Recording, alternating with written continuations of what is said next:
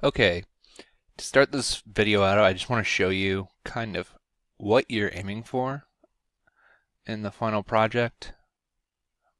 Yeah. Eh, So you can see here, I have some spot to put in how many different things you want. You can go right once. I've changed the inputs for each of these to be slightly different, as you can see.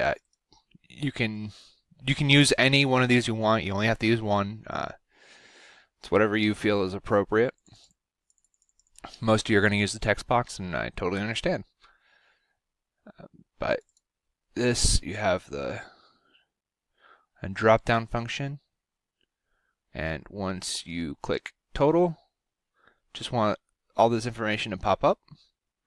And when we click clear, just want everything to either get set back to 0 if that's the case, or just be completely blanked out. Okay, so this is just something like your project should look. Alright, and I will show you how to do a little bit of this. One thing to take a look at right here, you'll notice in resources I have all of these different pictures. You can put them in yourself, or if you want, you can just go up here to project, add existing item, and find whatever picture it is you want. That's one way to do it, but probably the easier way, when you have your image box selected, go over here to properties and images and click on the little dot dot dot here and say you want to import from your resources folder, or you can go to local resource, click import, and find it on your computer. Wherever you have these photos saved, I have provided all the photos for you. If you wish to use those, you can just download them from Blackboard, put them in a folder. Whatever it is that you needed, it is important that the photos, by the end, if you go through any of these ways, they should end up in your resources, and that's where you want them to be. That will allow you to keep the photos when you compress the file or the entire project and you submit it on Blackboard. So that's very important that the photos stay with the project. They'll all be in the, this I've named Windows Format 3 because I didn't change the name. So, alright, let's show you the example. Actually, before I do that, I want to show you one small piece of code that it's the way I did this. When you click total, the function is set to go ahead and check if the values that you've entered specifically in these two boxes, these two text boxes, if they are numbers. This is one way to do it. This is not a way I covered in class. This is my preferred way. There are quite a few other ways to check if it's a number, but for me, I prefer just making a Boolean string of check that determines whether or not this right here, exclamation point, means string is not null or empty. So this right here, putting the exclamation point in front of it, is an efficient way to just say whatever this is, it's not the following. So if it's not null or empty, and in the parentheses here you put the text box you're looking at, text fruit salad.txt, Okay, that will prevent anything from happening as far as long as something is typed in here, it passes the test. But it also has to be fruitsalad.text.all. Make sure that all the characters are digits. Okay, is digit means number, So if these two things are true, that the string is not null or empty, and that the text string has everything being a digit, then goes ahead, if check equals true, right? This is a Boolean, so it's either true or false. If it's true, result equals convert dot to int32.text, because we know it's a number. We can use it for our file. This will keep your program from freaking out. Now, if this is not true, that means there's not a valid number entered in this field. So, else, please enter a valid number in the fruit salad field. Okay? It's just that simple. If you just want to do a quick check, that's how you would do it. Okay, so we have our new project. Let's go over here. What we need, I'm only going to be doing this with one. You can figure out the other 5 on your own. But what we need is a picture box. Okay. I'm going to use the fruit salad. So come down over here. Let's rename the picture box fruit salad.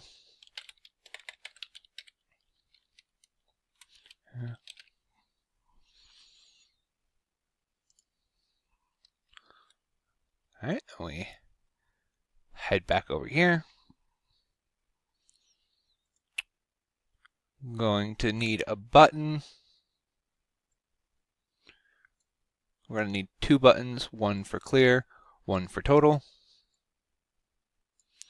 So, okay.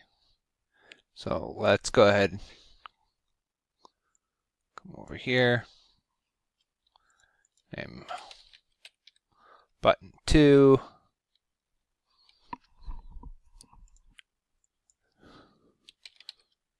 total, and button 1, we're going to name btn clear, okay. Now, like up here, what else do we need? We need a text box. Okay. We need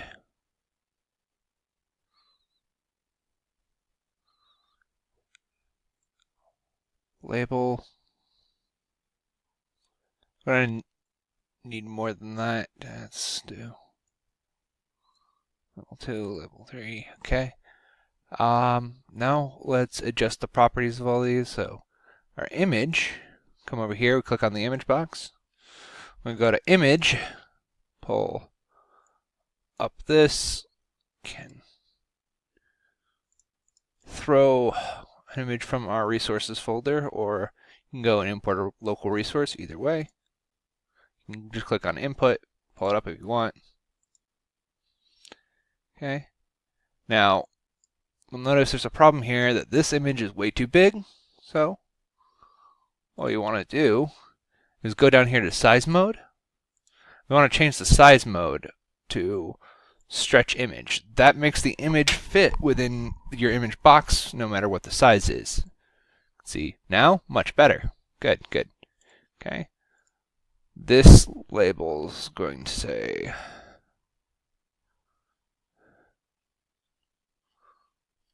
find the text label, pasta salad.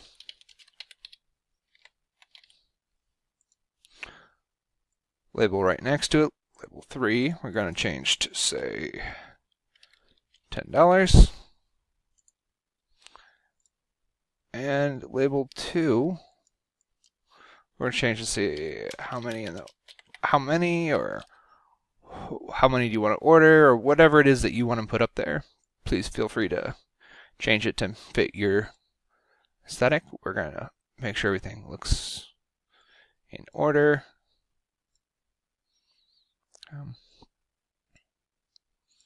Now, double click on the total to open up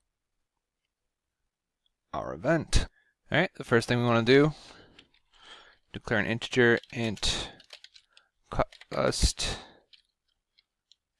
Actually, it's going to be a double because we're going to use it for currency. So double cost pasta salad equals 10. Okay. And what we want to do is take a look at the text box we have. Okay, we want to also declare whatever we type in that text box. So int num salad equals, well, we want to start out with 0 because we're actually going to be checking if the text box is indeed a full one that has a string. So let's var check equals string dot is null or empty. We're going to make it the text salad dot text, and we want to make sure that text salad dot text dot all char is digit. Okay, this will go through and check if every single character that's been entered in text box is a digit and make sure that the whole text box is not empty. All right. So if check equals true, then we want to say num salad equals convert to int 32. Text salad dot text, this will turn into a number, and we want an else statement. We want message box dot show. Okay, this will open up a message box that says error, please enter a number for your order.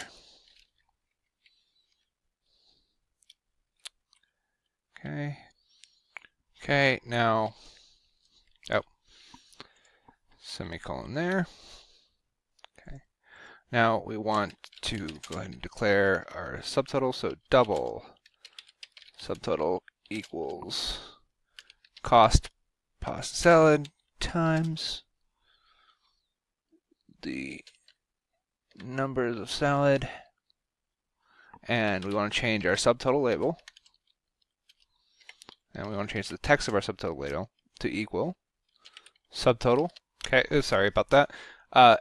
We want to do subtotal dot toString with C in the quotations, and this will change it to a string that's in the currency format. So that's important. Other than that, you can figure out how to do the rest of the calculations from there. Now for clear, this is a little bit easier. We want to do label subtotal dot text equals blank. There you go.